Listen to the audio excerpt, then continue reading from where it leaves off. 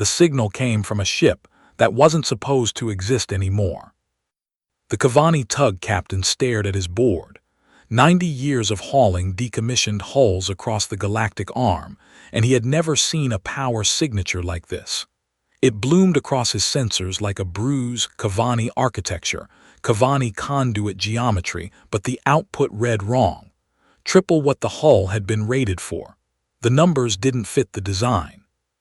40 light-years away, in an obsidian chamber carved with 8,000 names, Fleet Admiral Yoreth Vex watched the same data crawl across his amber eye. His left hand rested on the disposal protocol charter. He had written it himself, 230 years ago. The protocol was simple. Obsolete warships were dumped on pre-contact worlds. Let the primitives stare at the metal. Let them measure their own smallness against something they could never build. The hulls were monuments to Cavani superiority, nothing more. Category 7 decommission, his aide had announced that morning. Disposal site, Sol system. Population, 12 billion. Classification, pre-contact, non-aligned, technologically negligible. Yoreth had not looked up from the Realloy annexation plans. He had signed the order with the same stylus he had used for 7,000 before it. Now, in the silence of the Admiralty, he understood that the aide had made a mistake. The mistake was not the classification. The mistake was the word negligible. I wish I could tell you it ended with a misunderstanding. It didn't. Stay close. 11 years earlier, the hull fell out of a clear sky. Commander Elias Vance was 44 years old, gray at the edges, and the only person in Earth orbital defense who had not gone home for the emergency. The others had families to call. Vance had a chipped ceramic mug on his console, cold coffee 3 hours forgot, and a daughter in kindergarten who had painted the mug herself. The paint was peeling. A blue flower, maybe, or a bird. He had never been sure. The hull blotted out the sun for 6 minutes. Dr. Sira Okonkwo was the first to get a telescope on it. She was 38, her grandmother's photograph taped to her terminal, and she had spent 14 years studying drive geometry that humanity had never been allowed to build. The Cavani did not share. The Cavani dumped, and now, hanging in Earth orbit like a discarded god, was a warship longer than Manhattan. Okonkwo did not cheer. She did not weep. She pulled the data, made 3 copies, and called a number that did not exist. The number rang in a mountain facility 300 kilometers from the nearest road. The forge had been waiting for 30 years, 12 hidden facilities, 4,000 engineers who had spent their careers preparing for a gift the galaxy had not yet given them.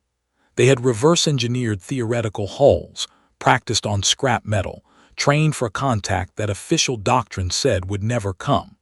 The Cavani did not talk to species they classified as negligible. They threw away garbage and expected gratitude. Vance made 3 phone calls. The first went to Okonkwo. How long to know if we can fly it? Fly it, she laughed, a sharp sound that died fast. Commander, we don't even know if we can cut it. The alloy might be. How long? Silence, then 14 months if we're lucky, if the alloy cooperates. Start tonight. The second call went to Captain June Park, 31 years old, sole survivor of the X-71 program, the only human who had ever piloted a ship with Cavani-derived geometry. The X-71 had lasted 4 minutes before the drive tore itself apart. Park had walked away from the wreck with a limp and a reputation for being unkillable. The forge, Vance said. Year 0, can you be there? Park's voice was thin. The X-71 was a prototype. This is the real hull. The one they built to last 400 years. And then threw away. And then threw away, Vance agreed. Can you be there? Yes. The third call went to a number that did not exist. It rang for 11 seconds. Then a voice answered, genderless, locationless. Acknowledged. Vance set down the phone. He looked at the hull on his screen, a dark shape against the blue marble of Earth, and he touched the chipped mug. The paint was definitely a bird or a flower. His daughter had been proud of it. He had forgotten to bring it home that evening. He would forget for 11 years. The first cut took 6 weeks. Okonkwo's team worked in 12-hour shifts, rotating through the forge's mountain facility like blood through a heart. The alloy was worse than she had feared and better than she had hoped. It resisted human tools for 3 days, then surrendered on the 4th to a cutting laser that had been built for a theoretical material density the Cavani had never shared. The laser had sat in a warehouse for 8 years, labeled speculative, funded by a budget line that officially did not exist. By month 4, Okonkwo understood the drive geometry. She called Vance at 3 in the morning. He was at his console, the mug still there, coffee still cold. "The drive isn't dead," she said. "It's dormant. The Cavani didn't destroy it before disposal. They just shut it off, like unplugging a lamp." "Can you plug it back in?" "Not the way they had it." She paused. Her grandmother's photograph watched her from the terminal.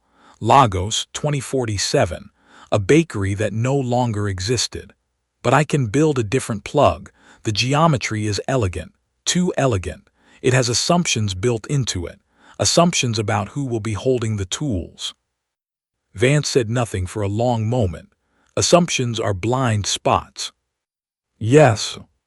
Find them." Year 2 brought the first test fire.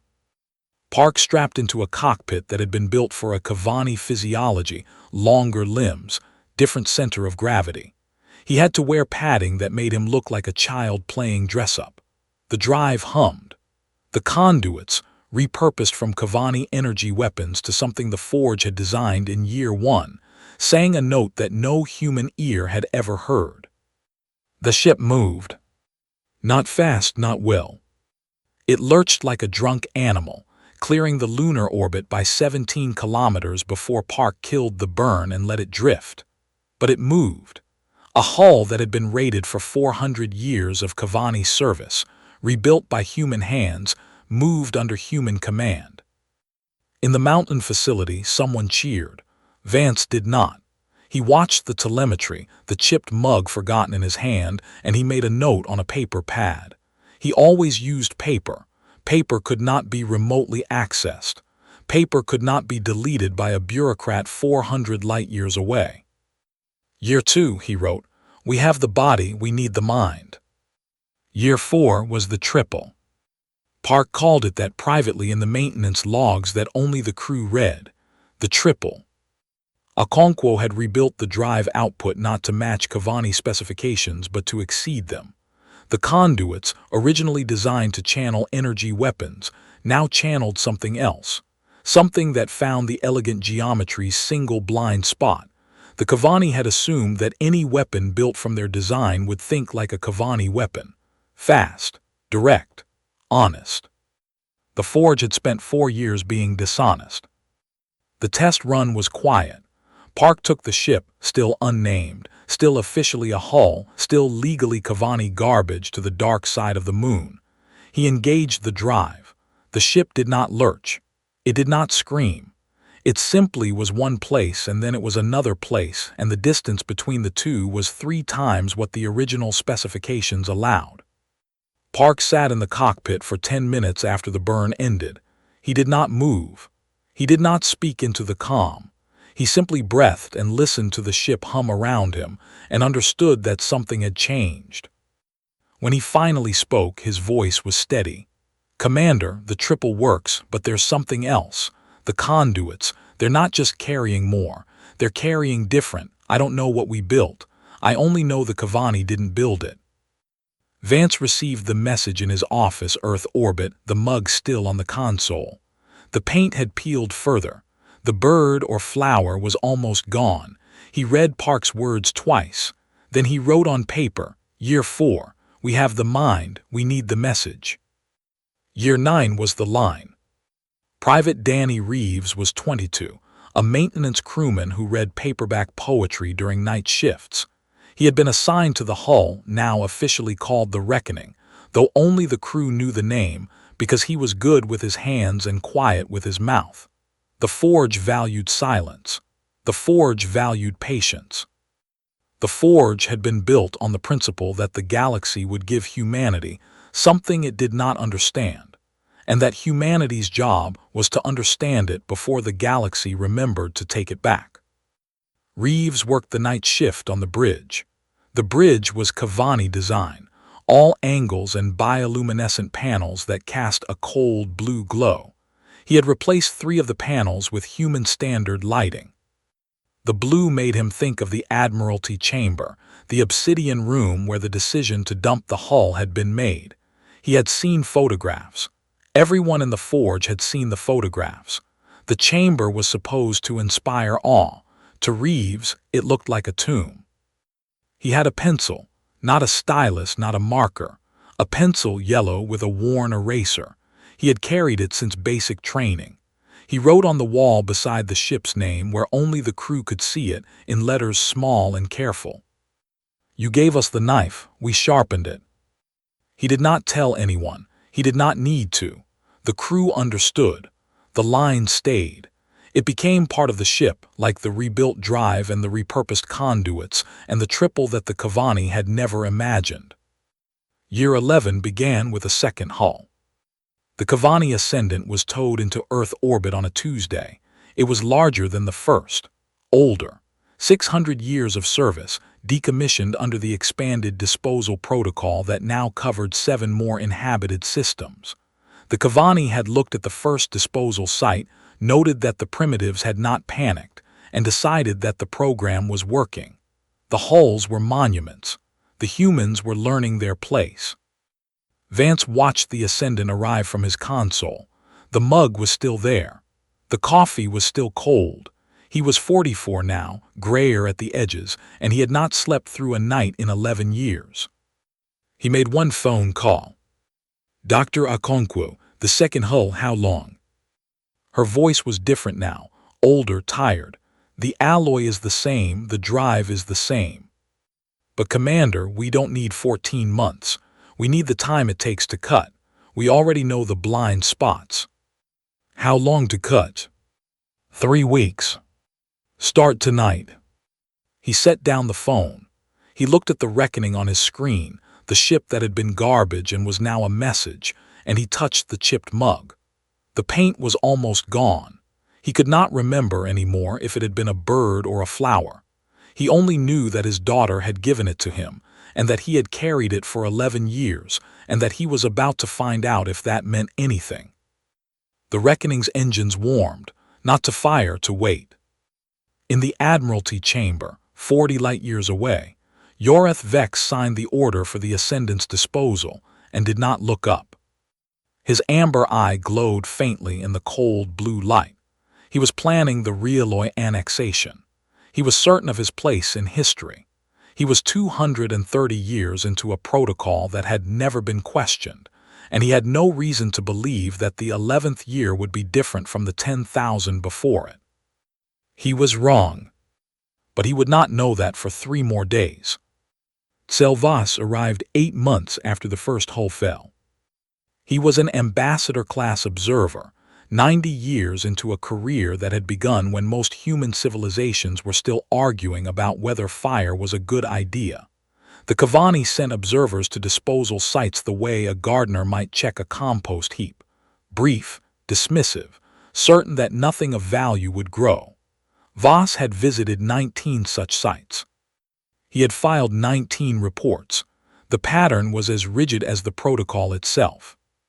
He found the hull in Earth orbit, surrounded by construction vessels that moved with a precision he did not expect. Voss transmitted his credentials. A human voice answered, female, accented with a cadence he could not place. "Dr. Okonkwo, Forge Liaison, you're early." "I am precisely on schedule," Voss said. His translator rendered the words flat, but his tone carried the weight of 2 centuries of institutional certainty.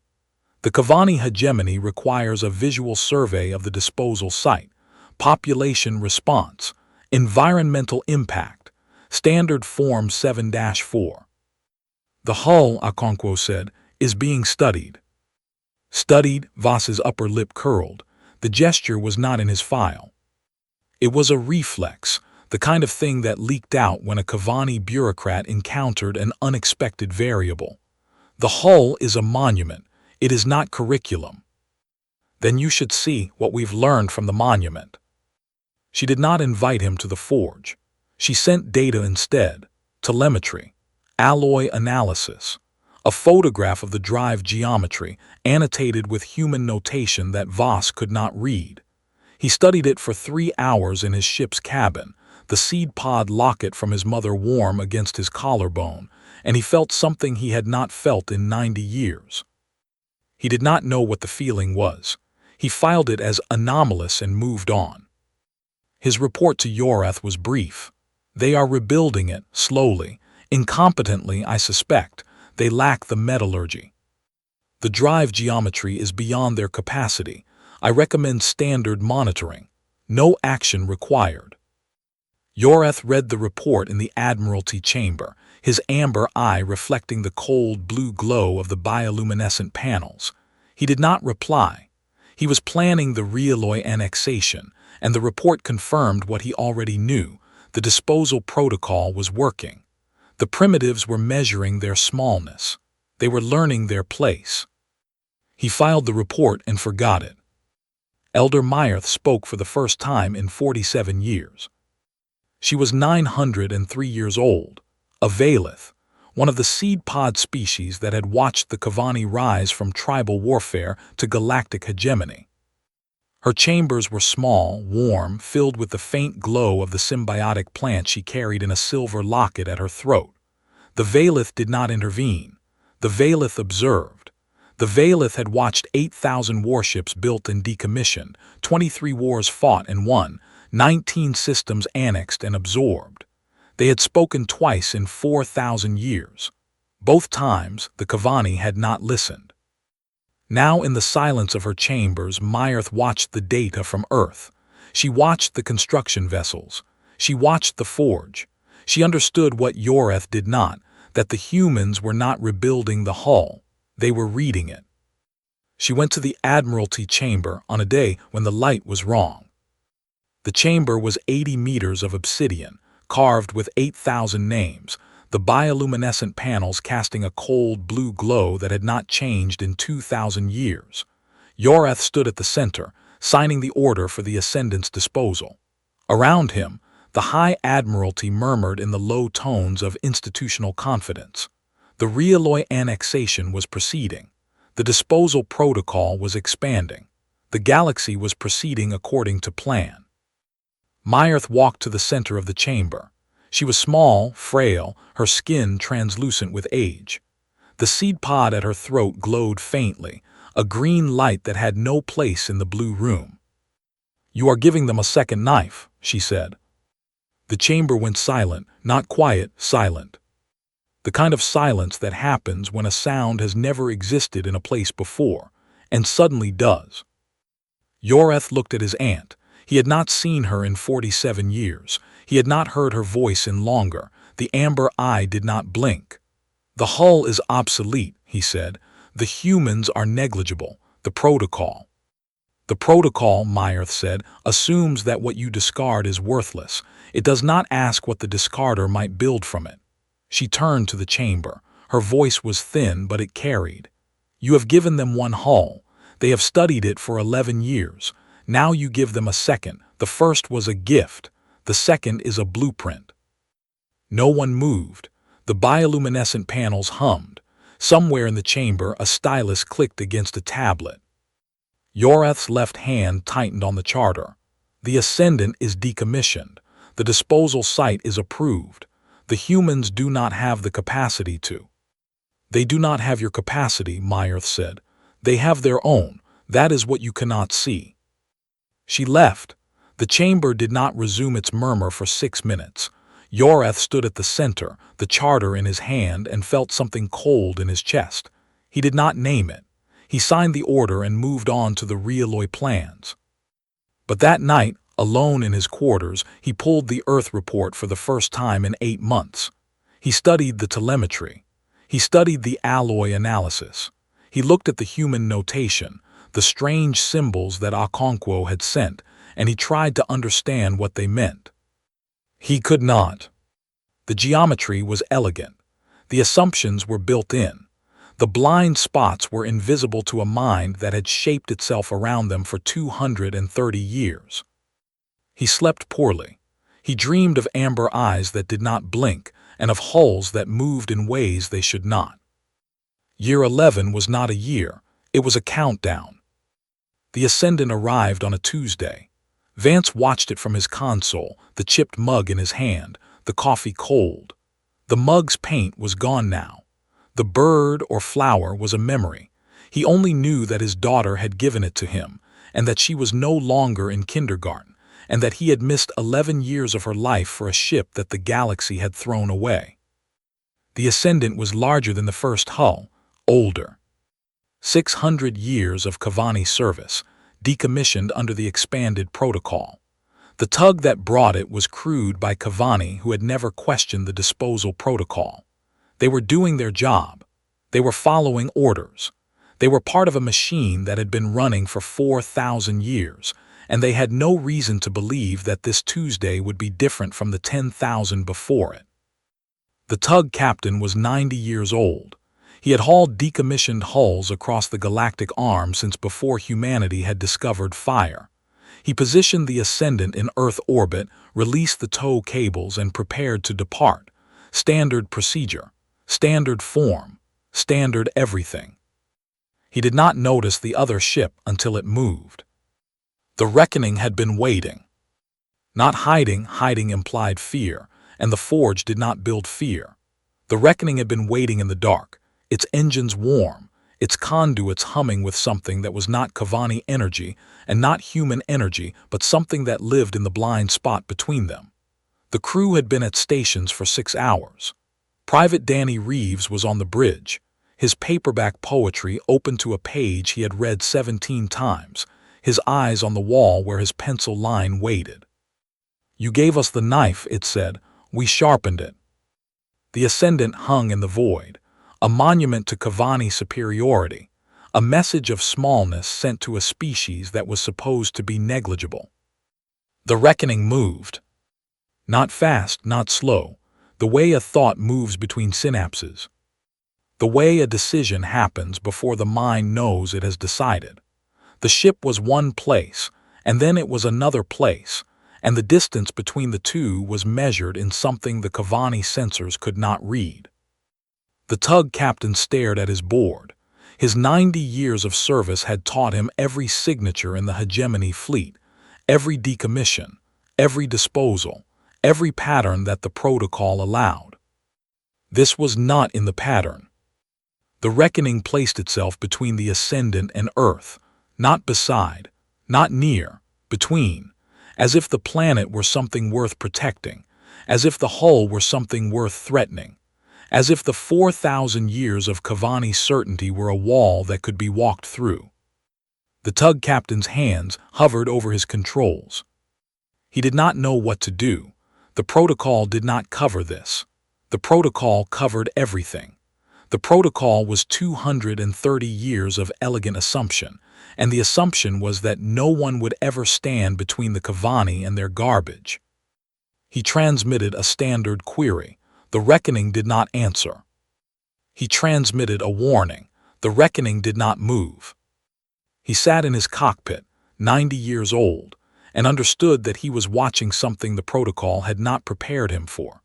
Something that used Kavani geometry against Kavani assumption.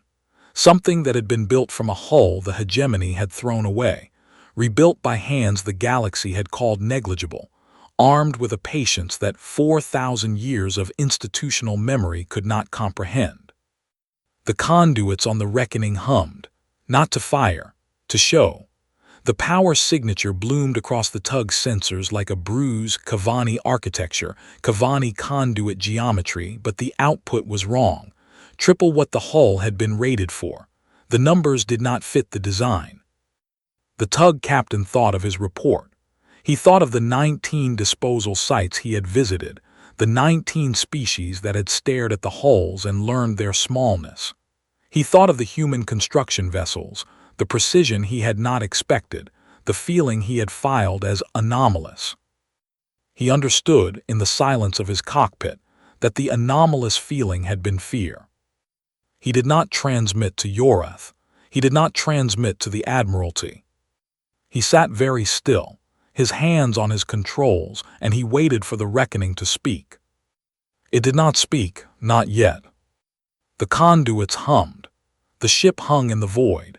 The Ascendant waited, towed by a protocol that had never been questioned, and the reckoning waited with it, patient as a species that had spent 11 years studying a design they were not supposed to understand. In the Admiralty chamber, 40 light-years away, Yorath Vex stood at the center of the obsidian room, the charter in his hand, the amber eye glowing faintly. He was planning the Realoi annexation. He was certain of his place in history. He was 230 years into a protocol that had never been disobeyed, and he had no reason to believe that the Tuesday would be different from the 10,000 before it. He was wrong. But he would not know that for 3 more seconds. The transmission lasted 3 sentences. Commander Vance sat on the bridge of the reckoning, the chipped mug in his hand, the coffee cold. The bridge was Cavani design, all angles and bioluminescent panels that cast a cold blue glow, but 3 of the panels had been replaced with human standard lighting. The wall beside the ship's name held a pencil line in the handwriting of a young man who read poetry during night shifts. Vance looked at the line.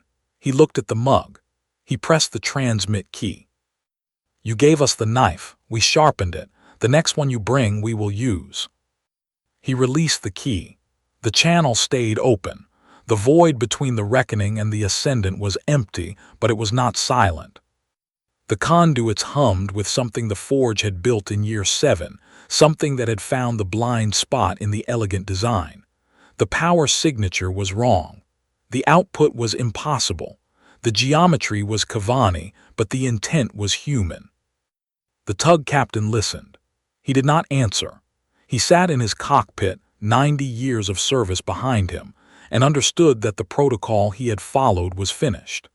The disposal protocol was 2 centuries of elegant assumption, and the assumption had just been answered with 3 sentences that no Cavani had ever imagined hearing from a species classified as negligible. He engaged his tow cables. He pulled the Ascendant away from Earth orbit faster than the protocol allowed, faster than any disposal had ever been reversed. The Ascendant groaned, old metal protesting, but the tug captain did not slow. He did not look back. He transmitted a single word to the Admiralty: withdrawing. Then he went dark. Yorath Vex watched the data stream across 40 light-years. He was in the Admiralty chamber, the obsidian room with its 8,000 carved names, the bioluminescent panels casting the cold blue glow that had not changed in 2,000 years. The charter was in his hand. The amber eye did not blink. The data crawled across his tactical implant in a language his mind refused to parse. The reckoning had moved in 0.3 seconds. The sensors confirmed it. The drive signature confirmed it. The conduits had activated with an output that the hegemony's own specifications said was impossible. The ship was Cavani architecture. The ship was not Cavani intent. Yorath looked at the charter. He looked at the data.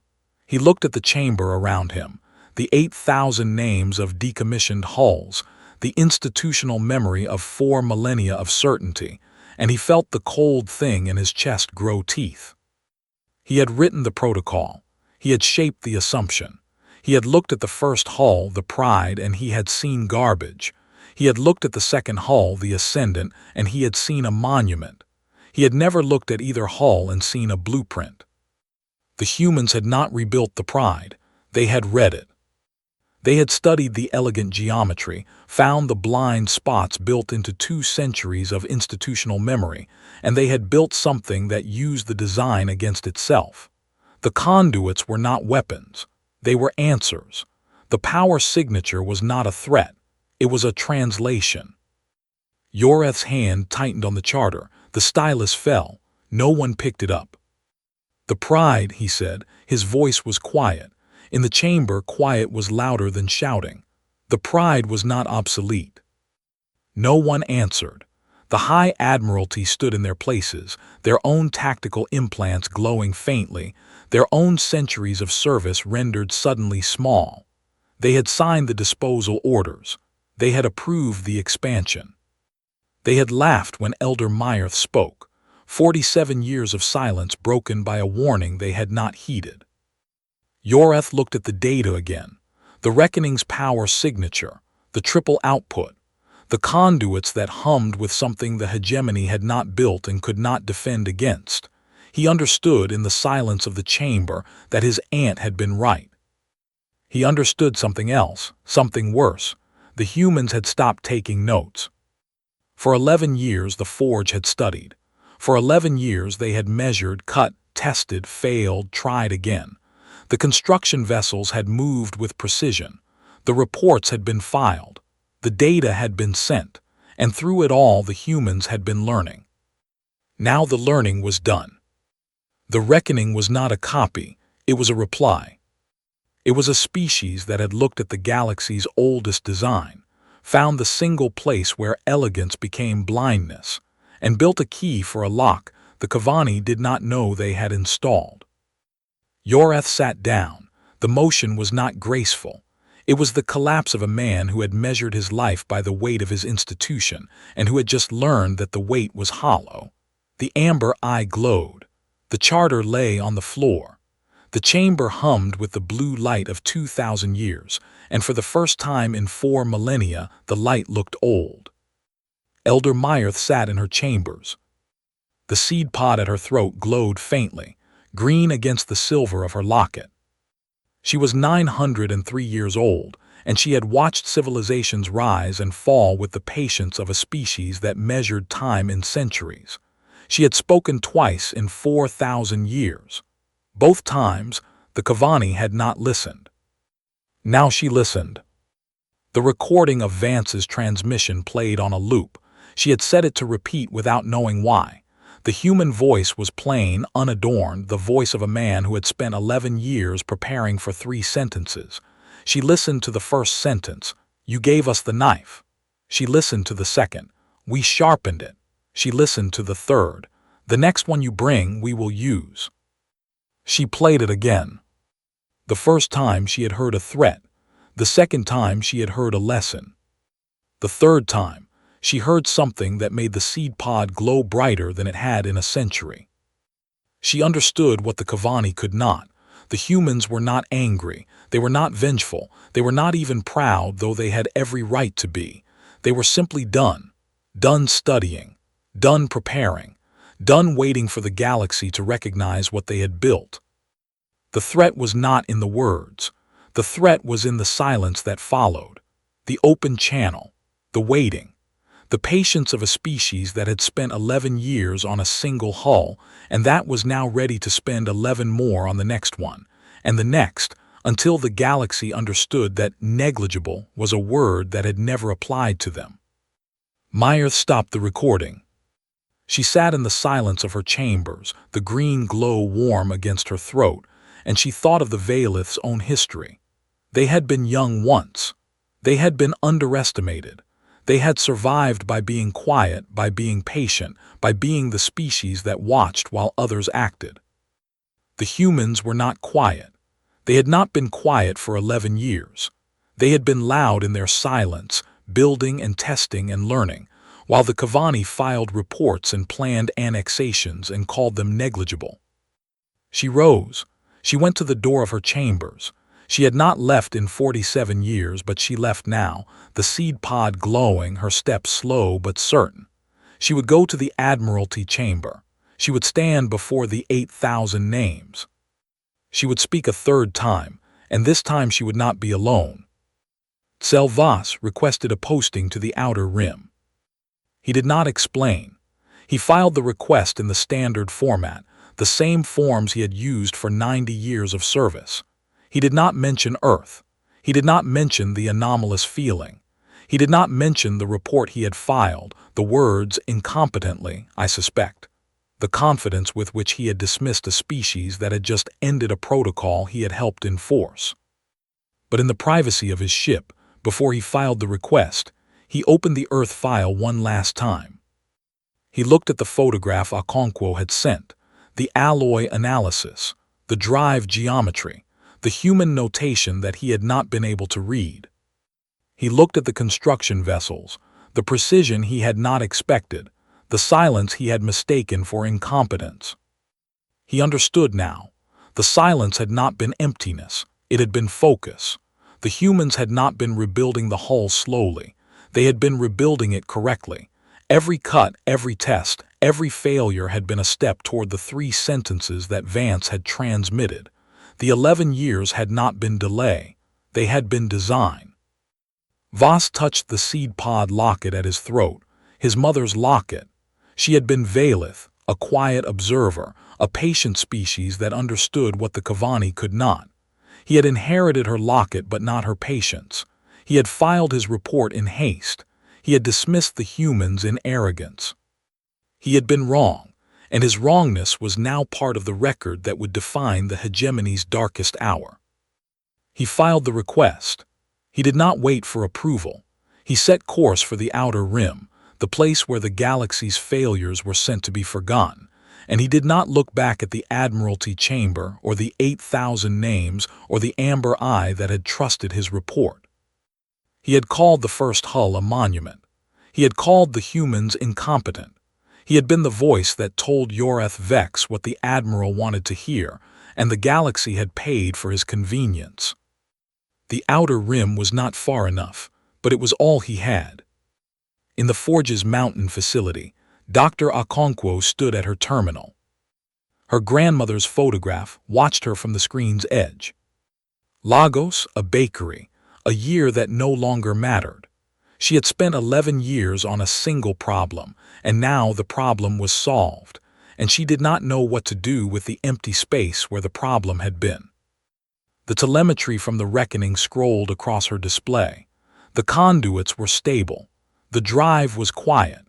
The ship hung in the void between Earth and the empty space where the Ascendant had been, and everything was still. She made a note on paper, paper like Vance, paper that could not be remotely deleted. The first hull was a gift, she wrote. The second was a test. The third will be war. She stopped. She looked at the photograph. She thought of her grandmother, who had baked bread in a city that no longer existed, who had never seen the stars but had believed that her granddaughter would touch them. Okonkwo folded the paper. She put it in her pocket. She walked to the window of the mountain facility, the glass thick against the cold, and she looked at the sky where the reckoning waited. The ship was not a weapon. It was a question, and the galaxy was about to learn that the humans had been asking it for 11 years, and that they were finally ready to hear the answer. The disposal protocol was suspended by morning. The order came not from Yoreth, who sat in his quarters and did not speak, but from the High Admiralty in emergency session. The 7 planned disposals were rerouted. The Ascendant was towed to a Kavani shipyard, not a disposal site, and the crew that received it reported that the hull looked different than it had when it left. Smaller, older, like a monument that had been outlived by its own meaning. In 12 hidden facilities, engineers began work on the second hull, not to copy it, to read it. The Forge had proven that the Kavani design was not a wall but a language, and the humans were now fluent in a dialect that the galaxy's oldest empire had never thought to learn. Vance stood on the bridge of the reckoning, the chipped mug in his hand. The coffee was cold. It had been cold for 11 years. He touched the wall where Danny Reeves had written the line, the pencil marks faint but legible, and he understood that the words were no longer private. They were public now. They were legend. They were the transmission that had ended a protocol and begun a question that the galaxy would spend centuries answering. He looked at the mug. The paint was gone. The bird or flower was a memory, but he remembered his daughter's face when she had given it to him, the pride in her eyes, the certainty that her father could do anything. He had not done anything. He had done everything. He had spent 11 years preparing for 3 sentences, and the sentences had been spoken, and the galaxy had heard them. He set the mug on the console. He did not file it. He did not put it away. He left it where it had always been, facing up, the last traces of paint catching the light from the human standard panels, and he walked to the viewport. The Earth turned below, blue and green and small, a planet that the galaxy had called negligible, a species that had been given a knife and had sharpened it into something the Kavani could not imagine. Vance watched it turn. He did not smile. He did not weep. He simply stood and breathed and understood that the quietest thing in the universe was not silence. It was a species that had been studying your design for 11 years and had finally stopped taking notes. Yorath Vex did not sleep that night.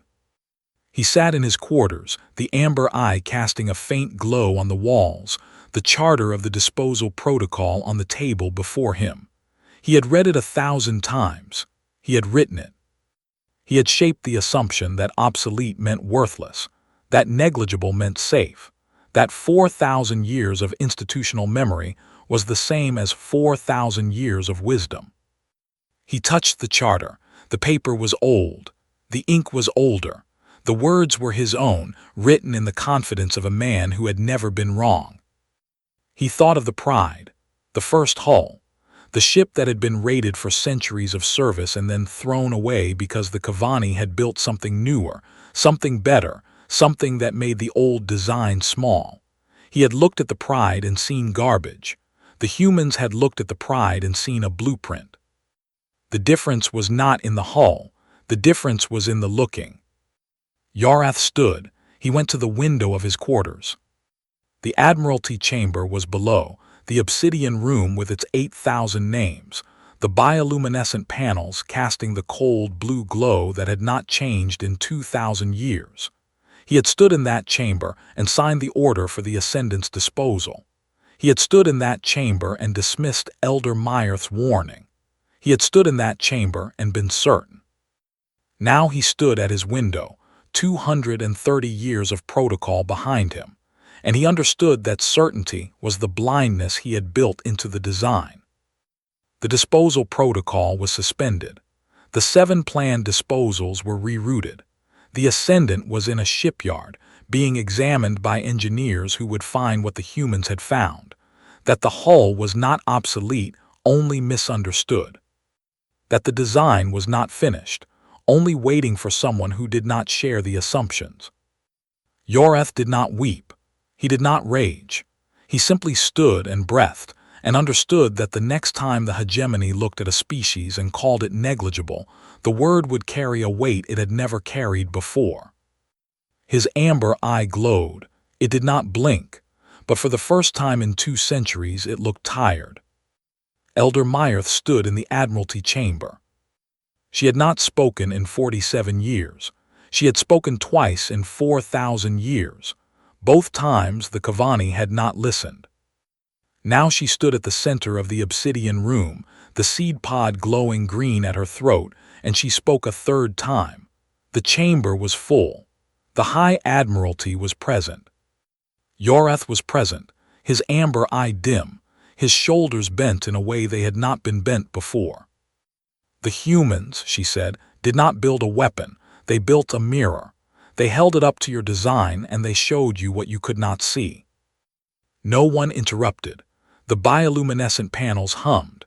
The 8,000 names carved into the walls seemed to lean forward, listening. You gave them a hull you called obsolete. They called it a teacher. You gave them a protocol you called eternal. They called it a lesson. You gave them a place in the galaxy you called negligible. They called it a beginning. She paused. The seed pod glowed brighter. The next species you dispose upon will not be human, but they will know what the humans did. They will know that a hull is not a monument. It is a question, and the question is not what the galaxy thinks of you. The question is what you are willing to learn from what you throw away. She left. The chamber did not resume its murmur for an hour. Yorath stood at the center, the charter in his hand, and understood that the protocol he had written was not suspended. It was ended. The words were still on the paper, but the meaning had been rewritten by 3 sentences from a man with a chipped mug and a daughter who had painted a bird or a flower that he had carried for 11 years. Selvas reached the outer rim in silence. His ship was small. His posting was unimportant. The Cavani hegemony had sent him to a place where the galaxy's failures were forgotten, and he had gone without argument. He had filed the report that called the humans incompetent. He had filed the report that called the hull a monument. He had been the voice that told Yorath what the Admiral wanted to hear, and the galaxy had paid for his convenience. He sat in his cabin, the seed pod locket from his mother warm against his collarbone, and he opened the Earth file one last time. He looked at the photograph Okonkwo had sent, the alloy analysis, the drive geometry, the human notation that he had not been able to read. He looked at the construction vessels, the precision he had not expected, the silence he had mistaken for incompetence. He understood now. The silence had not been emptiness, it had been focus. The humans had not been rebuilding the hull slowly, they had been rebuilding it correctly. Every cut, every test, every failure had been a step toward the 3 sentences that Vance had transmitted. The 11 years had not been delay, they had been design. Voss touched the locket. His mother had been Valith, a quiet observer, a patient species that understood what the Cavani could not.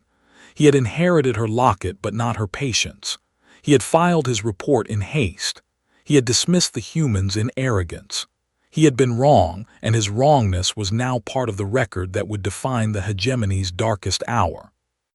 He closed the file. He did not delete it. He let it sit on his screen, a reminder of the species he had underestimated, the hull he had called a monument, the protocol he had helped destroy. The outer rim was not far enough, but it was all he had. In the Forge's mountain facility, Dr. Okonkwo stood at her terminal.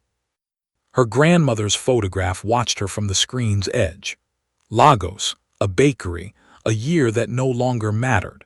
She had spent 11 years on a single problem, and now the problem was solved, and she did not know what to do with the empty space where the problem had been. The telemetry from the reckoning scrolled across her display. The conduits were stable. The drive was quiet. The ship hung in the void between Earth and the empty space where the Ascendant had been, and everything was still. She made a note on paper, paper like Vance, paper that could not be remotely deleted. The first hull was a gift, she wrote. The second was a test, the third will be.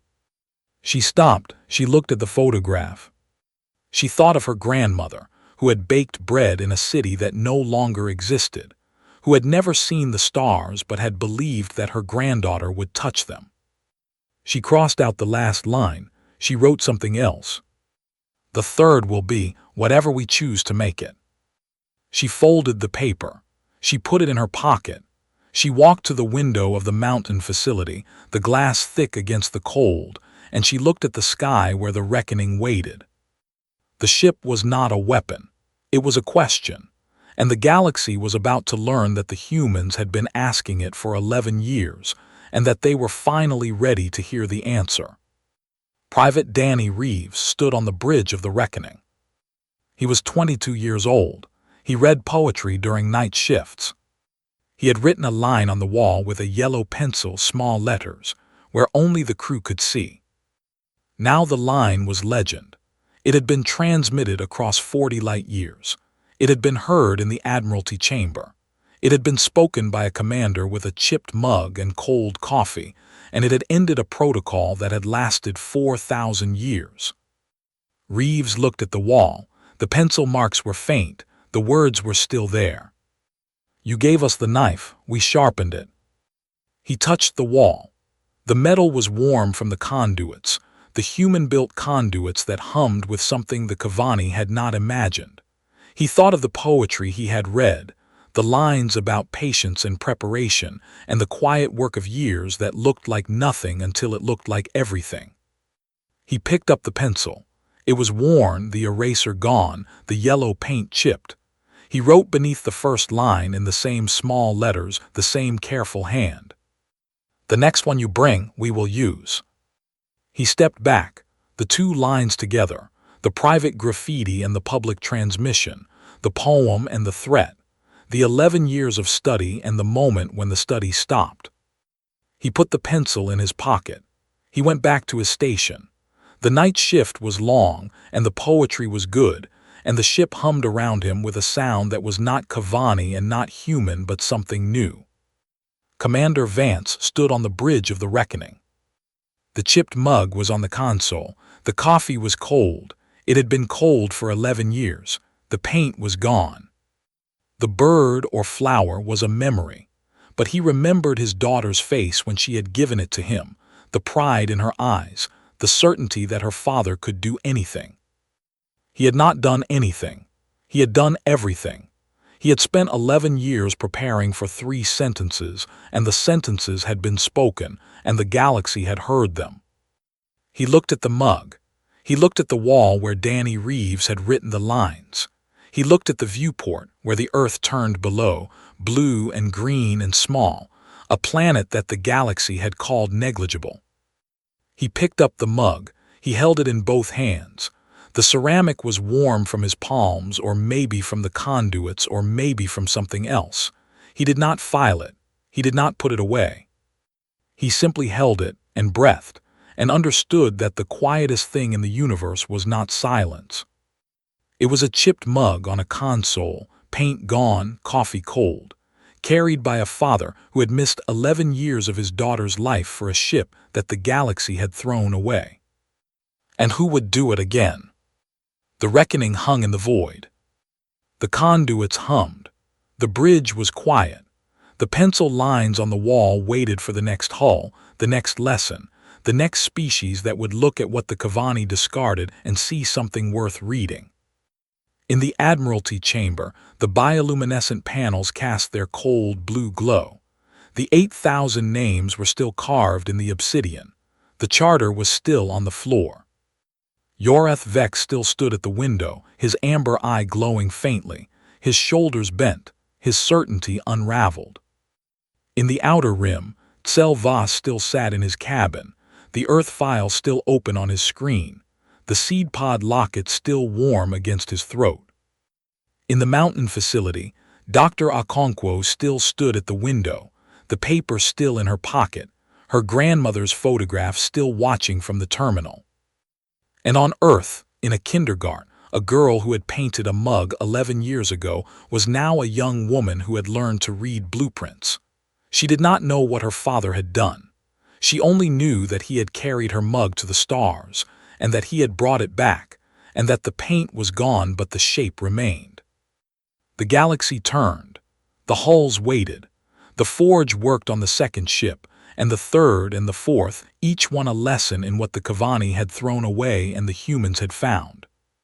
And somewhere in the void, a transmission echoed on an open channel, 3 sentences spoken by a man with cold coffee and a chipped mug, answered by a silence that was not empty but full of everything that came next. Yoreth Vex bent to pick up the charter. His fingers touched the paper. His amber eye glowed.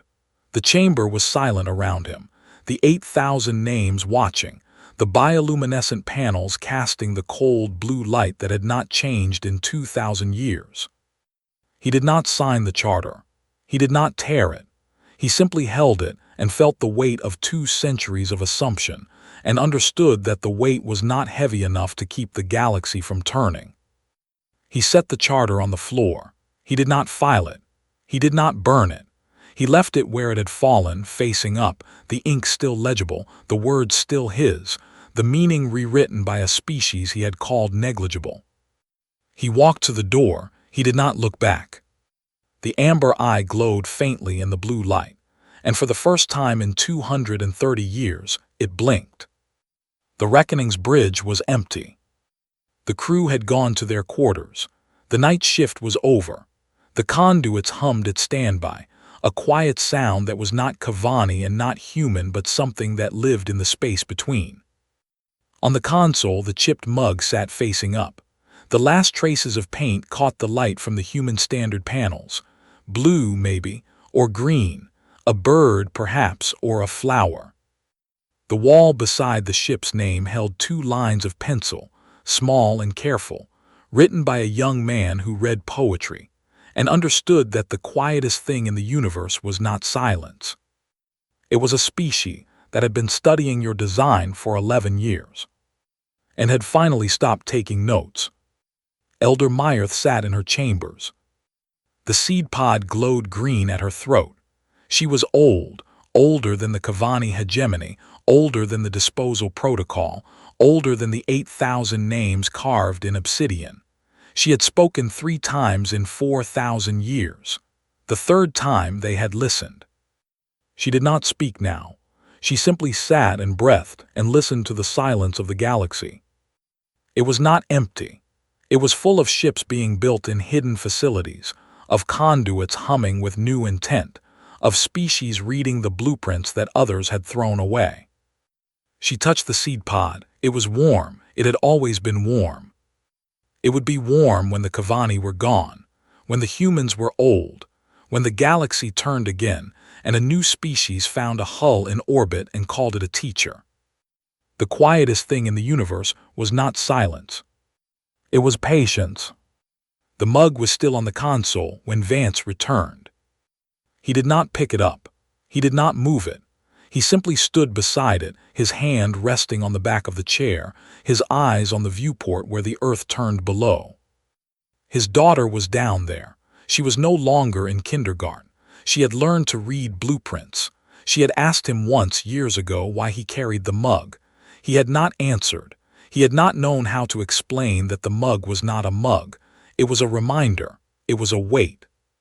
It was the thing that kept him human, while he spent 11 years becoming something else. He had become something else. The galaxy had seen it. The Kavani had felt it. The protocol was ended, the assumption unraveled, the certainty bent into a question that would not be answered in his lifetime. But the mug was still there. The paint was still gone. The coffee was still cold. And his daughter was still down there, learning to read blueprints, waiting for the next hull to fall from the sky. Vance sat in the chair. He picked up the mug. He held it in both hands, the ceramic warm against his palms, and he looked at the wall where the pencil lines waited. "You gave us the knife. We sharpened it. The next one you bring we will use." He did not speak the words aloud. He did not need to. They were in the ship. They were in the conduits. They were in the silence that followed the transmission, the open channel that the Kavani had not answered because they had no answer. He set the mug down. He faced it toward the viewport. The earth turned. The light caught the last traces of paint, blue or green, a bird or a flower. He left it there. He went to his quarters. The night shift was long. The poetry was good. The ship hummed around him with a sound that was not Kavani and not human, but something that had been built in the blind spot between them. The mug stayed on the console. The light moved across it. The paint faded further. The ceramic held.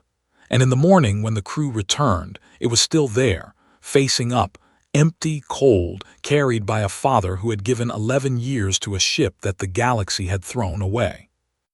Because his daughter had painted it. Because it was all he had. Because it was enough. The reckoning hung in the void. The conduits hummed. The bridge was quiet.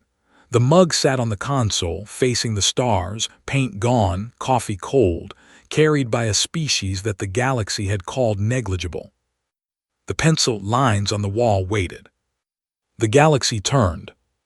And somewhere, in the silence between the stars, a new hull was falling out of a clear sky, waiting for the hands that would read it like a blueprint. The quietest thing in the universe is not silence. It is a chipped mug on a console. Paint gone. Coffee cold. Facing the stars.